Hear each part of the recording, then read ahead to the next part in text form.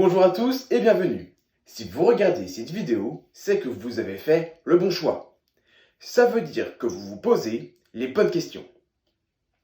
Après avoir parlé la semaine dernière de la création des mouchoirs, nous allons aborder aujourd'hui un sujet qui me tient particulièrement à cœur. Je suis sûr que vous aussi, vous êtes comme moi, chaque jour en interrogation devant ce fruit que la vie nous offre. Allez, trêve de bavardage inutile, intéressons-nous maintenant au sujet qui nous préoccupe tant, les cacahuètes. Dans un premier temps, qu'est-ce qu'une cacahuète? Partons de la base. Une cacahuète est le fruit de l'arachide, une plante de la famille des légumineuses originaire du Mexique, cultivée dans les régions tropicales, subtropicales et tempérées. Mais cette plante n'est pas comme les autres. Elle présente la particularité absolument géniale d'enterrer ses fruits après la fécondation. Mais la cacahuète est-elle bonne pour la santé?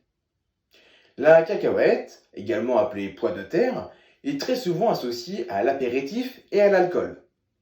Elle souffre donc d'une mauvaise réputation. Trop grasse, trop salée. Est-ce que la cacahuète est réellement à bannir? Sachez que les cacahuètes font partie de la famille des fruits oléagineux. Et oui, vous l'avez bien entendu, des fruits oléagineux. Elles font donc partie de la même famille que les amandes, les noix ou encore les noisettes.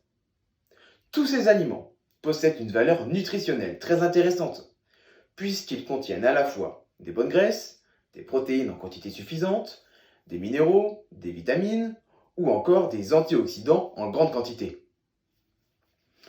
Mais attention, la cacahuète existe sous différentes formes. C'est fraîche et crue qu'elle possède le plus d'atouts santé, car elle ne subit ni la torréfaction, ni la cuisson. Séchée et salée, elle est la star de l'apéritif en effet.